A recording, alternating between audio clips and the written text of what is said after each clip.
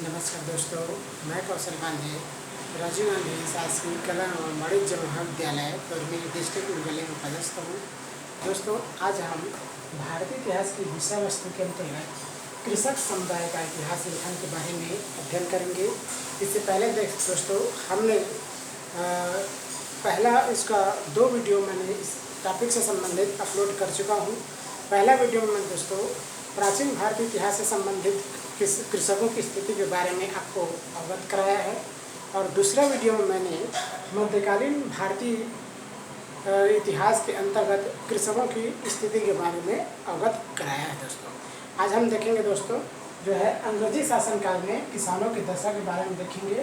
किस प्रकार अंग्रेजों ने शासनकाल के अंतर्गत जो है अंग्रेजों ने अपने शासनकाल में कृषि कार्य में परिवर्तन किया, किस प्रकार जो है उनके शासनकाल में कृषि की स्थिति में क्या परिवर्तन, किसानों की स्थिति में क्या परिवर्तन आया, क्या इस प्रकार दोस्तों अगर हम देखेंगे तो अंग्रेजी शासनकाल में किसानों की दशा जो है कैसी थी।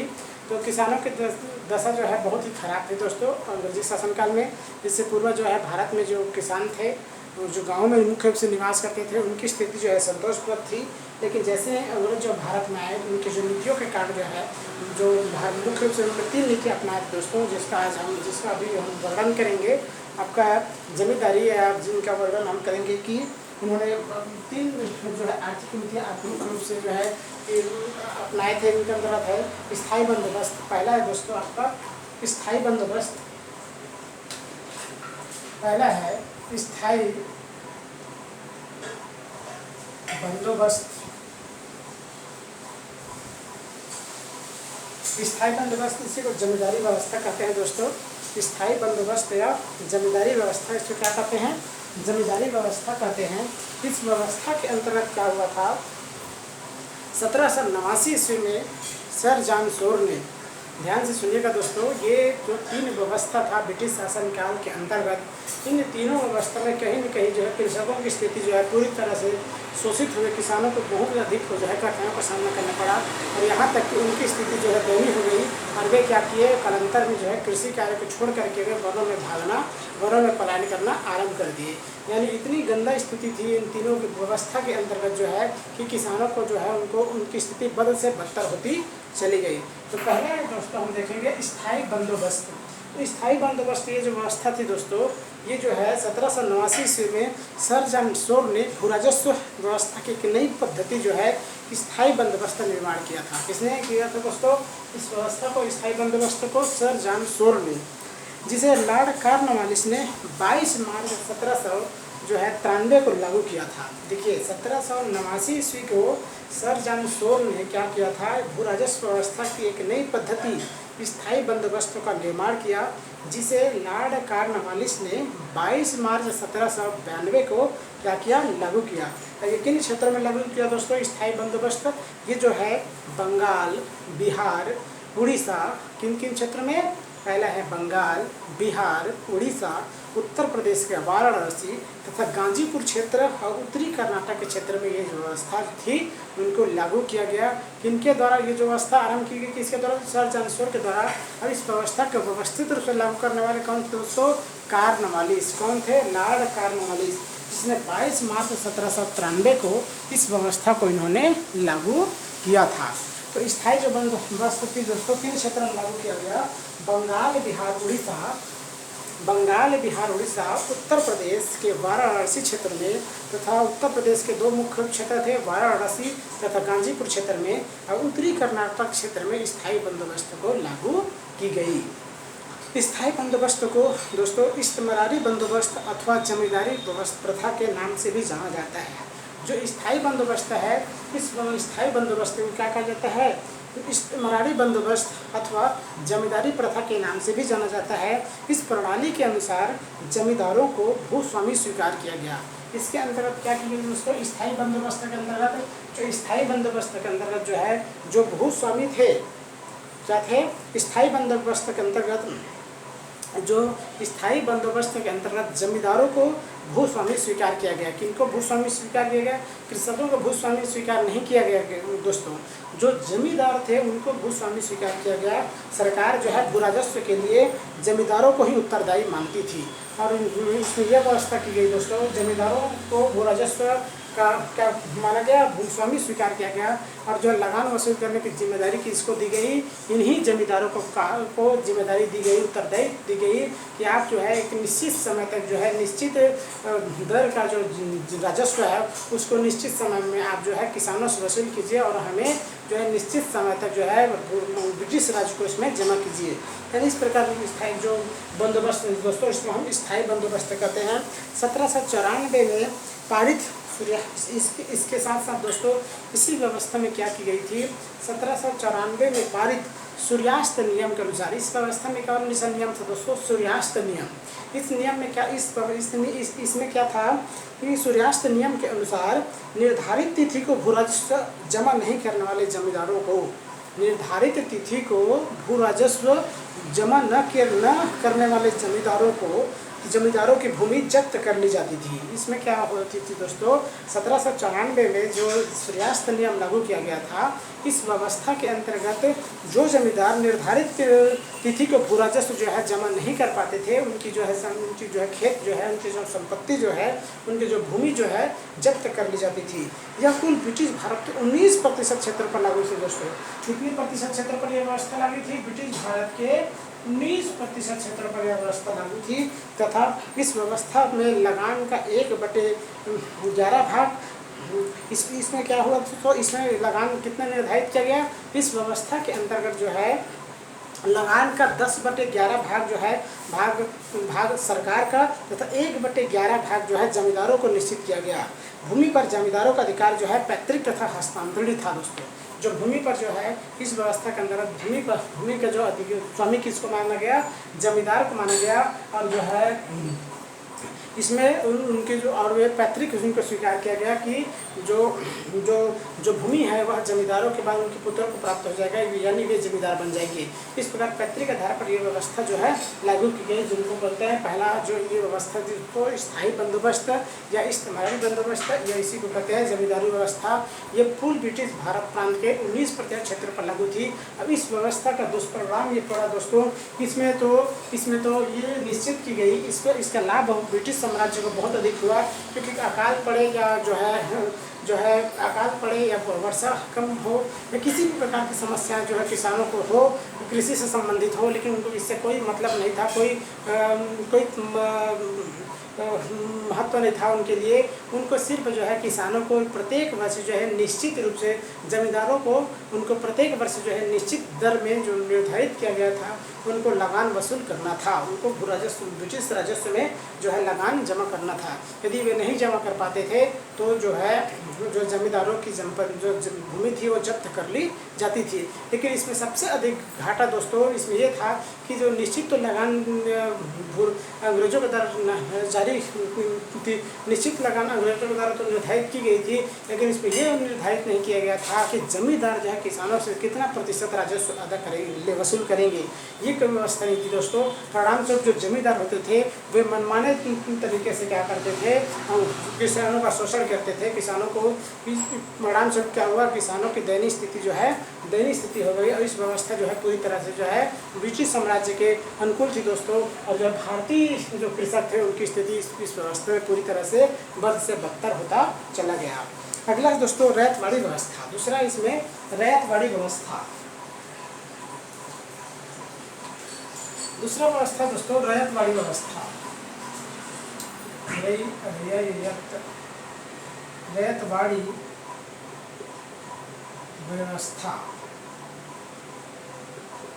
रैयतवाड़ी व्यवस्था दोस्तों, रैयतवाड़ी जो व्यवस्था थी ये 1792 में मद्रास प्रेसिडेंसी में एक नई भू राजस्व व्यवस्था लागू की गई, जिसे रैयतवाड़ी व्यवस्था बंदोबस्त कहा गया।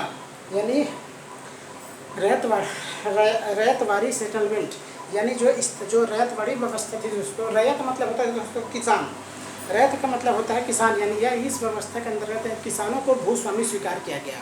और ये जो व्यवस्था था दोस्तों मुख्य रूप से 1792 ईस्वी में मद्रास प्रेसिडेंसी में एक नई भू राजस्व व्यवस्था जो लागू की गई, जिसे हम क्या कहते हैं, रैतवाड़ी बंदोबस्त के नाम से जाना जाता है। 1792 में मद्रास प्रेसिडेंसी में 1792 में मद्रास प्रेसिडेंसी में एक नई भू राजस्व व्यवस्था जो है लागू की गई, जिसे रैतवाड़ी बंदोबस्त कहते हैं। और रैत का मतलब होता है किसान, यानी इस व्यवस्था को जो है किसानों पर लागू किया गया, किसानों से लागू किया गया। यानी कहने का आशय ये है, इस व्यवस्था के अंतर्गत किसानों को भूमि का स्वामी स्वीकार किया गया। यानी प्रत्यक्ष रूप से दोस्तों किसानों से ये व्यवस्था, किसानों के द्वारा इस व्यवस्था, किसानों पर यह व्यवस्था लगाया गया। यानी किसानों को जो है भू राजस्व अदा करने का प्रमुख उत्तरदायित्व दिया गया। और इस प्रणाली के अंतर्गत जो है लगान के लिए कृषकों के साथ जो है व्यक्तिगत रूप से समझौता किया गया। और यह व्यवस्था मुख्य रूप से दोस्तों मद्रास प्रेसिडेंसी के अलावा बम्बई, पूर्वी बंगाल, असम और पूर्व में लागू की गई। इस रैतवाड़ी जो प्रणाली के जो श्रेय है दोस्तों, जन्म जाता है, उनको माना जाता है टॉमस मुनरो को माना जाता है। रैतवाड़ी व्यवस्था का जो जन्मदाता है वो टॉमस मुनरो को माना जाता है, जिसने पुरानी भू राजस्व व्यवस्था के स्थान पर, जिसने क्या किया था, पुरानी भू राजस्व व्यवस्था के स्थान पर इसे अधिक महत्वपूर्ण माना। यानी जो रैतवाड़ी जो व्यवस्था, जो आपका स्थायी बंदोबस्त थी, इस व्यवस्था से जो रैतवाड़ी व्यवस्था को टॉमस मुनरो ने बहुत अच्छा और अधिक महत्वपूर्ण माना। ईस्ट इंडिया कंपनी के द्वारा अधिकृत भारतीय भूभाग के 51% क्षेत्र पर रैतवाड़ी व्यवस्था लागू किया गया। कितना प्रतिशत क्षेत्रफल है दोस्तों? भारतीय भूभाग के ब्रिटिश साम्राज्य के अंतर्गत जो भारतीय साम्राज्य थे उसका 51% क्षेत्र पर ये जो है रैतवाड़ी व्यवस्था जो है लागू किया गया दोस्तों। 1792 में कर्नल रीड ने बारामूला जिले में सर्वप्रथम इस प्रणाली को जो है लागू किया था। 1792 के में दोस्तों 1792 में जो है कर्नल रीड ने दोस्तों, किसने? कर्नल रीड ने जो है बारामूला जिले में सर्वप्रथम इस प्रणाली को लागू किया था। इसके तहत किसानों को सीधे जो है 33% भू राजस्व वसूल किया जाता था। इसके अंतर्गत ये व्यवस्था थी दोस्तों, रैतवाड़ी व्यवस्था के अंतर्गत जो ब्रिटिश भूभाग के 51% क्षेत्र जो भारतीय ब्रिटिश भूभाग के 51% क्षेत्र पर लागू की गई थी। इस व्यवस्था के अंतर्गत किसानों से सीधे जो है 33% कितना 33% जो है भू राजस्व वसूल करना था। जो कृषक जितनी भूमि जोतता था उसे उसका स्वामी मान लिया जाता था। यानी इसमें यह था दोस्तों, जो कृषक जो है जिस भूमि को जोतता था उसे उसको स्वामी मान लिया जाता था, बशर्ते वह जो है उस भू राजस्व बशर्ते जो है उस भूमि से संबंधित जो भू राजस्व जो है निश्चित किया जाना था उसको वो अदा करता रहे। जो किसान मालगुजारी नहीं भर पाता था उनकी ज़मीन जो है बेच दी जाती थी। यानी इसमें यह व्यवस्था थी दोस्तों, जो है रैतवाड़ी व्यवस्था के अंतर्गत कि जो भूमि जो है, जो किसान जो है जब एक निश्चित समय पर जो है लगान वसूल नहीं कर पाते थे, उनके भूमि जो है जब्त कर ली जाती थी या अन्य कृषकों से बेच दी जाती थी। इस प्रकार जो है रैतवाड़ी व्यवस्था से भी जो है किसानों की स्थिति दयनीय होती गई, क्योंकि इसमें ये निश्चित था दोस्तों कि उनको 33% भू राजस्व जो है प्रत्येक वर्ष जो है ब्रिटिश जो है राजस्व कोष में जमा करना होता था। लेकिन इसमें यह व्यवस्था नहीं थी। यदि अकाल पड़ गए, यदि सूखा पड़ गए तो इसमें क्या प्रकार के इस अकाल पड़ने के बावजूद भी, सूखा पड़ने के बावजूद भी किसान ब्रिटिश साम्राज्य के द्वारा, ब्रिटिश अंग्रेजों के द्वारा जो है लगान समाप्त नहीं की जाती थी, लगान पर प्रतिबंध नहीं लगाया जाता था। उनको प्रत्येक वर्ष जो है 33% जो है किसानों को लगान देना ही पड़ता था, चाहे अकाल पड़ जाए या सूखा पड़ जाए या अतिवृष्टि हो या अनावृष्टि हो। इससे उनको किसी भी प्रकार का कोई मतलब नहीं था, यानी कोई ताल्लुकात ब्रिटिश साम्राज्य को नहीं था। इस प्रकार जो है रैतवाड़ी व्यवस्था से क्या हुआ, किसानों की स्थिति जो है धीरे धीरे जो है दयनीय होती गई। और वे जो है दोस्तों बाद में क्या हुआ, उनकी स्थिति बद से बदतर होती चली गई। और बाद में इस व्यवस्था के अंतर्गत क्या हुआ, किसान जो है कृषि कार्य छोड़ करके जंगलों में भागना प्रारंभ कर दिए। अगला दोस्तों आपका तीसरा जो है महालवाड़ी व्यवस्था। महालवाड़ी व्यवस्था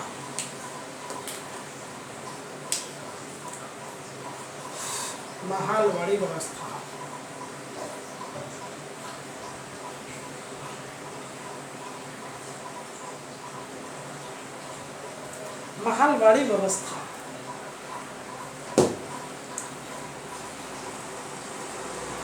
इसमें क्या हुआ था दोस्तों, उत्तर पश्चिमी भारत पर नियंत्रण के बाद, उत्तर पश्चिमी भारत पर जब ब्रिटिश नियंत्रण के बाद ब्रिटिश ईस्ट इंडिया कंपनी ने भू राजस्व निर्धारण की एक नई नीति को लागू किया, जिसे महालवाड़ी व्यवस्था के रूप में जाना जाता है। इसने क्या किया दोस्तों, जब उत्तर पश्चिमी क्षेत्र पर जब ब्रिटिश साम्राज्य का नियंत्रण स्थापित हुआ तो इन क्षेत्रों पर इन्होंने क्या किया, एक महालवाड़ी व्यवस्था लागू किया, जो भू राजस्व की एक नई व्यवस्था इन्होंने लागू की, जिसे महालवाड़ी व्यवस्था कहा जाता है। महाल का अर्थ है जागीर अथवा गांव। महाल का मतलब होता है दोस्तों, महाल का मतलब होता है जागीर अथवा गांव। यह बंदोबस्त इसमें क्या हुआ, महाल का अर्थ है जागीर अथवा गांव। यह व्यवस्था प्रत्येक महल के साथ स्थापित किया गया। ये जो व्यवस्था थी दोस्तों, प्रत्येक महल के साथ स्थापित की गई, कृषक के साथ नहीं। ध्यान दीजिएगा, इस व्यवस्था में ये व्यवस्था की गई दोस्तों महलवाड़ी व्यवस्था में, कि महल मतलब होता है जागीर या गांव, यानी इस महलवाड़ी व्यवस्था में जो है जो बंदोबस्त किसके साथ की गई, गांव या पूरे गांव के साथ की गई, या जो है पूरे क्या की गई, जागीर के साथ की गई।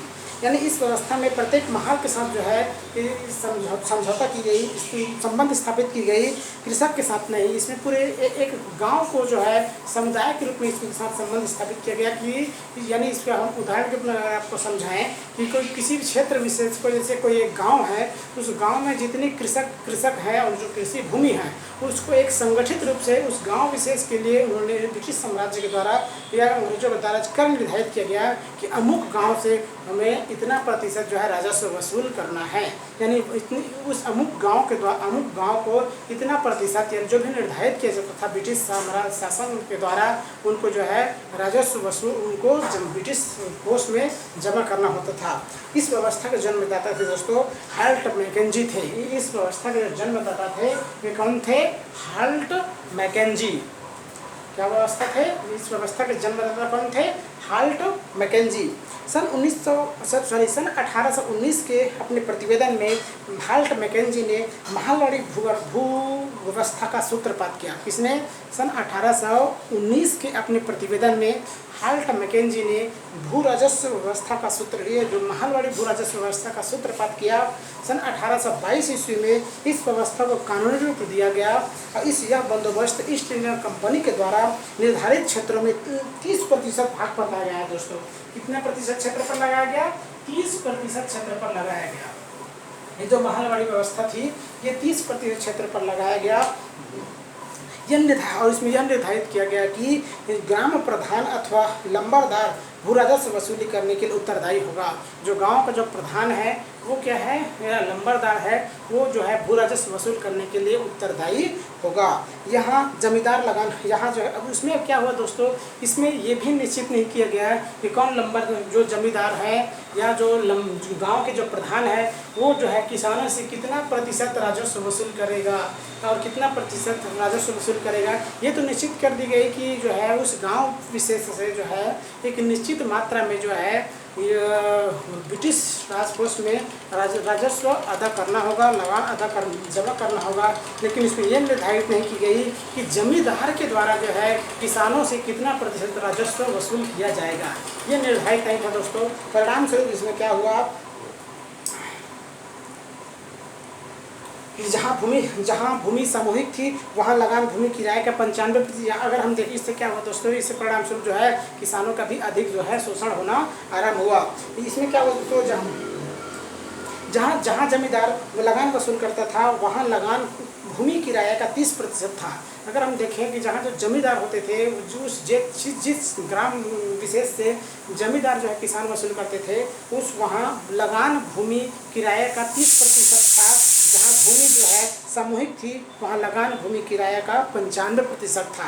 इस प्रकार अगर हम देखें दोस्तों कि तीनों व्यवस्था से एक प्रकार से कृषक समुदाय का किसानों की स्थिति बद से बदतर होती चली गई और इससे बहुत अधिक जो है, और इससे सबसे अधिक फायदा जो है तीनों व्यवस्था के तहत जो है किसानों को सबसे अधिक फायदा, अंग्रेजों को सबसे अधिक फायदा हुआ दोस्तों, ब्रिटिश साम्राज्य को सबसे अधिक फायदा हुआ। क्योंकि जो किसी भी समय जो कि उनको जो है प्रत्येक वर्ष से ये निश्चित हो गया तो उनको निश्चित मात्रा में प्रत्येक वर्ष से लगान जो है मिलना आरंभ हो गई। लेकिन उनको ये और इसके अलावा उसको ये भी किसी भी प्रकार के कोई उनके प्रति उनमें ये जिम्मेदारी नहीं थी कि अगर अनावृष्टि हो जाए, अतिवृष्टि हो जाए, अकाल पड़ जाए, सूखा पड़ जाए, यानी ये जो समस्याएँ थी तो ये समस्याओं थी, इससे भी उनको कोई मतलब नहीं था, क्योंकि इसमें यह निर्धारित था कि कोई भी इसमें ब्रिटिश साम्राज्य में इसमें कोई उत्तरदायित्व नहीं था। सिर्फ ये जो है इस व्यवस्था के अंदर किसानों को, अंग्रेजों को, अंग्रेजी साम्राज्य को निश्चित मात्रा में भू राजस्व जो है मिलना आरंभ हो गया। इस प्रकार जो है इस व्यवस्था के तहत किसानों की स्थिति जो है बद से बदतर होती गई और जो है परिणाम स्वरूप जो है किसान जो है कृषि कार्य छोड़ करके अन्य उद्योगों, अन्य व्यवसाय में संलग्न होना आरंभ कर दिए।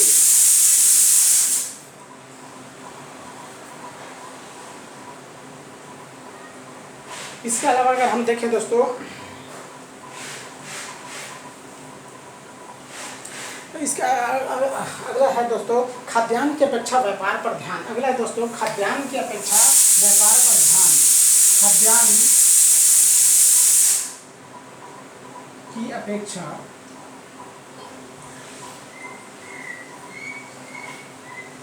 व्यापार पर ध्यान। खाद्यान्न की अपेक्षा व्यापार पर ध्यान।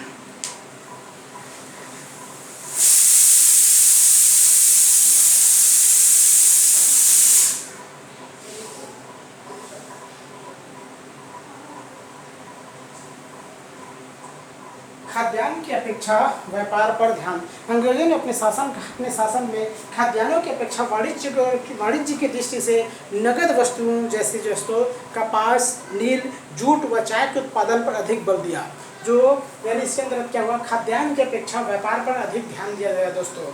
अंग्रेजों ने अपने शासनकाल में खाद्यान्न की अपेक्षा वाणिज्य की दृष्टि से नगद वस्तुओं जैसे कपास, नील, जूट व चाय के उत्पादन पर अधिक बल दिया या अधिक ध्यान दिया, क्योंकि अंग्रेज भारतीय उपनिवेशों से कच्चा माल प्राप्त करके अपने कारखानों की पूर्ति में रुचि रखते थे। यानी उनका ये था दोस्तों, जो अंग्रेज थे वो भारतीय उपनिवेश से कच्चा माल प्राप्त करके अपने कारखानों की पूर्ति में रुचि रखते थे। इसी कारण अंग्रेजी शासन में खाद्यान्नों के क्षेत्र में भारत की आत्मनिर्भरता समाप्त होने लगी और लोगों को विवश होकर आयातित अनाज पर निर्भर होना पड़ा। इसमें क्या हुआ दोस्तों, अगर ब्रिटिश साम्राज्य के द्वारा, ब्रिटिशों के द्वारा क्या हुआ, खाद्यान्न की अपेक्षा करके इन्होंने क्या किया, जो है व्यापारिक जो वस्तुओं से संबंधित जो नगद वस्तुओं से संबंधित जो उत्पादन था उस पर उन्होंने बहुत अधिक ध्यान दिए। परिणति क्या हुआ, भारत जो है धीरे धीरे जो खाद्यान्न में उनकी आत्मनिर्भरता समाप्त होती चली गई और वे आयातित अनाजों पर ही निर्भर होते चले गए। इतना ही नहीं, अंग्रेजों ने बिहार व बंगाल के नील उत्पादक किसानों को अत्यधिक उत्पीड़न व शोषण किया, जिसके कारण उनमें विद्रोह की भावना जागृत होने लगी। धीरे धीरे क्या हुआ दोस्तों, बंगाल और बिहार के जो नील कृषक थे उन पर जो है ब्रिटिश शासकों के द्वारा, ब्रिटिश प्रशासकों के द्वारा बहुत अधिक अत्याचार किए गए। अत्याचार जो है किया जाने लगे। परिणाम स्वरूप इन क्षेत्रों में जो है ब्रिटिश साम्राज्य के विरुद्ध जो है आंदोलन होना आरंभ हो गया। वे लोग विद्रोह की भावना में से प्रेरित होकर वह जागृत होने लग गए।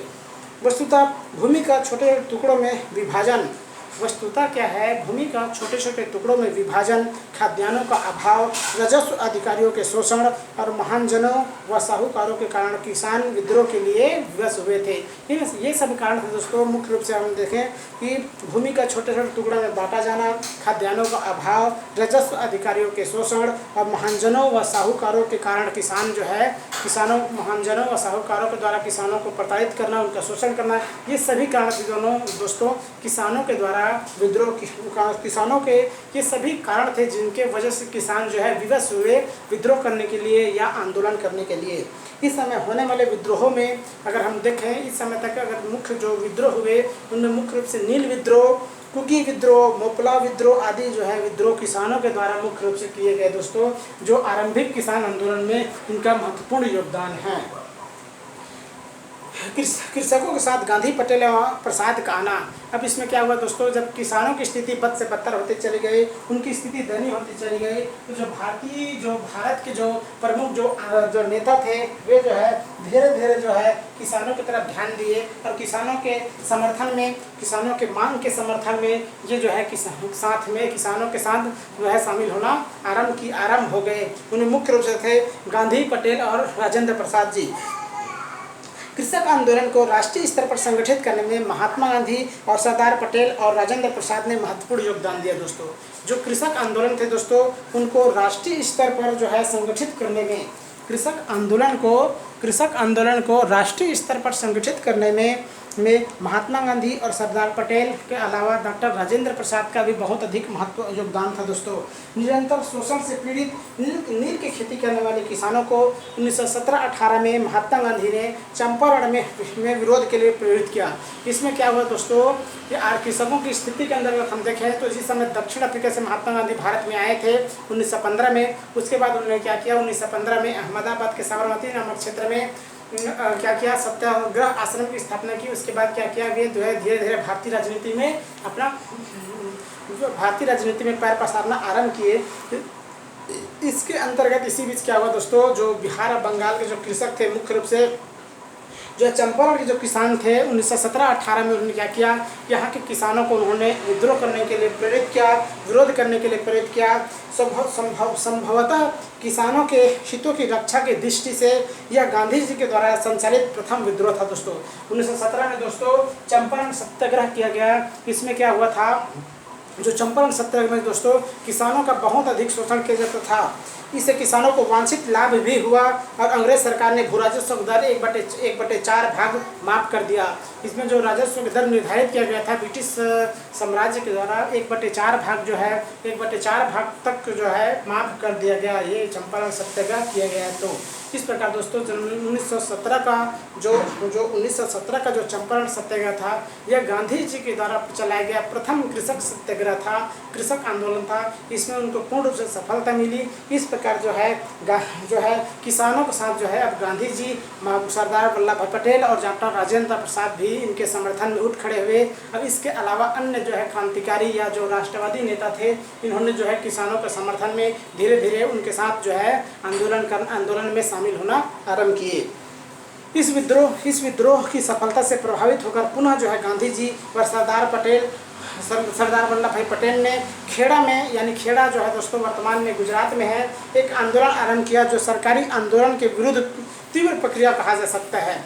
खेड़ा सत्याग्रह इनके द्वारा किया गया दोस्तों 1918 में। इसके द्वारा महात्मा गांधी के नेतृत्व में और सरदार वल्लभ भाई के सहयोग से खेड़ा सत्याग्रह किया गया। इस खेड़ा सत्याग्रह में उन्होंने महात्मा गांधी और सरदार वल्लभ भाई पटेल ने क्या किया था, जो आंदोलन आरंभ किया था गुजरात के मजदूरों को, कृषकों को साथ लेकर के, यह जो है जो सरकारी शोषण के विरुद्ध तीव्र प्रतिक्रिया कही जा सकती है दोस्तों। यह एक प्रकार का जो खेड़ा सत्याग्रह था वह ब्रिटिश साम्राज्य के विरुद्ध किया गया एक प्रकार के किसानों का व्यवस्थित संगठन था। और इस आंदोलन के द्वारा जो है, इस आंदोलन के परिणाम स्वरूप जो है किसानों को कुछ सुविधाएं देने के लिए सरकार को बाध्य होना पड़ा। और जब ये खेड़ा सत्याग्रह किया गया दोस्तों, तो किसानों को सुविधा देने के लिए, किसानों की स्थिति को सुधारने के लिए, किसानों से जो अत्यधिक कर वसूल किया जाता था उसको कम करने के लिए जो है सरकार को बाध्य होना पड़ा। इसी प्रकार सन 1928 में बारदौली में भी किसान आंदोलन का सूत्रपात हुआ। उसी प्रकार दोस्तों सन 1928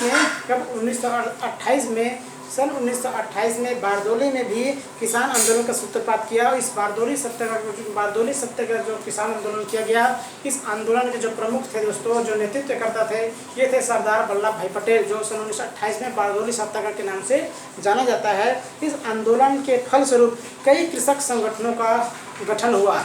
ये जो बारदौली आंदोलन आरंभ किया गया, इस आंदोलन के परिणाम स्वरूप क्या हुआ, तो इससे प्रभावित होकर अनेक जो है किसान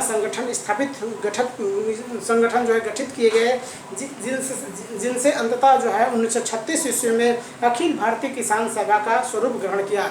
और फिर बाद में क्या हुआ दोस्तों, विभिन्न जो है क्षेत्रीय जो कृषक संगठन थे वे जो है एकजुट होकर 1936 में अखिल भारतीय किसान सभा का जो है स्वरूप जो है धारण किया।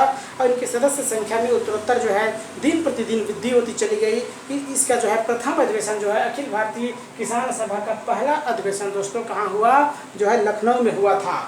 इस प्रकार जो है सरदार वल्लभ भाई पटेल, महात्मा गांधी, डॉक्टर राजेंद्र प्रसाद ने जो क्या किया, कृषक समुदाय के समस्या की ओर जो है अपना ध्यान आकर कृषक समुदाय की जो मांग थी, किसानों की जो दयनीय स्थिति थी उसको दूर करने के लिए उनके समर्थन में जो है किसानों की जो मांग के समर्थन में आंदोलन किए और परिणाम स्वरूप ये आंदोलन में उनको पूर्ण सफलता मिली और कहीं न कहीं जो है ब्रिटिश साम्राज्य को झुकना पड़ा और जो है किसानों को उनकी मांग के अनुरूप जो है उनमें सुधार, उनके कल्याण हेतु, उनके विकास हेतु उनको ब्रिटिश साम्राज्य को, ब्रिटिश शासन को कार्य करना पड़ा। इसके अलावा अगला है दोस्तों कृषि में नवीन उपकरणों का प्रयोग। कृषि में नवीन उपकरणों का प्रयोग आज़ादी के बाद किसानों की स्थिति में सुधार के में मूल रूप से जमींदार उन्मूलन सहायक सिद्ध हुआ।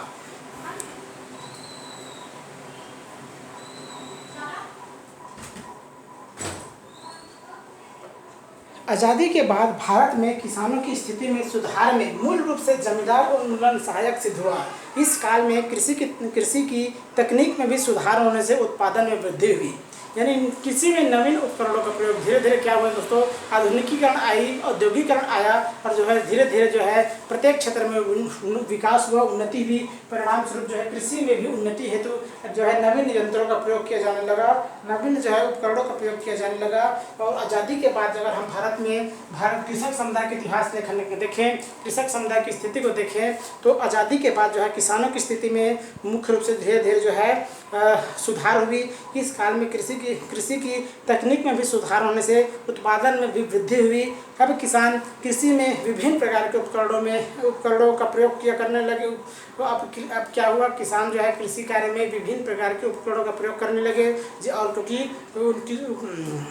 और उन्होंने आंदोलन के माध्यम से सरकार के सम्मुख मांग करना आरंभ कर दिया। वस्तुओं के भाव गिर जाने पर किसानों ने अपने संगठन के माध्यम से सड़क व रेल मार्ग अवरुद्ध करके अपने मांगों को मनवाना आरंभ कर दिया। यानी कहीं कहीं दोस्तों जो आधुनिक काल में, यानी अगर हम वर्तमान समय में देखें, भारत में स्वतंत्रता के बाद की स्थिति को देखें तो कहीं न कहीं जो है कृषक समुदाय थे, उनकी स्थिति में धीरे धीरे जो है परिवर्तन आया और वे अब जो है अपनी मांग को मनवाने के लिए विभिन्न प्रकार के संगठन, विभिन्न प्रकार के आंदोलन, विभिन्न प्रकार के विद्रोह करके जो है भारत सरकार को भी अपने मांग को मनवाने के लिए बाध्य करने में ये पूर्ण रूप से सफल हुए। यद्यपि भारत की आज़ादी के बाद भारत सरकार ने भी किसानों की स्थिति को सुधारने के लिए कृषि कार्य में वृद्धि करने हेतु उन्होंने अनेक जो है प्रयास भी किए। अब इसके अंदर इनके अंतर्गत जो है इनके द्वारा जब भारत सरकार के द्वारा किया गया प्रमुख जो कार्य है दोस्तों, उसको हम हरित क्रांति कह सकते हैं। अब हरित क्रांति का उपयोग करके उन्होंने क्या किया था, कृषि उत्पादन में बहुत अधिक वृद्धि हुई और जब कृषि उत्पादन में बहुत अधिक वृद्धि हुई तो कहीं न कहीं दोस्तों आधुनिक काल में कृषक जो है समुदाय की स्थिति में जो है हमें कृषक समुदाय की स्थिति में परिवर्तन आया और उनकी स्थिति जो है संतोषजनक हम कह सकते हैं। इसके अलावा दोस्तों अगला दोस्तों किसान नेताओं के आंदोलन। वर्तमान में किसान नेता महेंद्र सिंह टिकैत एक महत्वपूर्ण, वर्तमान समय में अगर हम किसान आंदोलन के अगर नेता देखें दोस्तों तो महेंद्र सिंह टिकैत ने किसानों तथा उनके हितों की सुरक्षा हेतु कई बार आंदोलन का संचालन किया, जिससे किसानों को लाभ हुआ और विद्युत दर को कम किया गया। इसमें वर्तमान समय में अगर हम देखें दोस्तों जो किसान नेता थे महेंद्र सिंह टिकैत क्या थे दोस्तों, महेंद्र सिंह टिकैत, ये जो वर्तमान समय के किसान नेता हैं दोस्तों। ये क्या है, महेंद्र सिंह टिकैत जो वर्तमान समय के किसान नेता है, उन्होंने क्या किया, किसानों की सुरक्षा हेतु कई बार आंदोलन का संचालन किया। क्या किया, कई बार आंदोलन का संचालन किया, जिससे किसानों को लाभ हुआ और विद्युत दर जो बिजली की दर थी उसको कम कर दिया गया।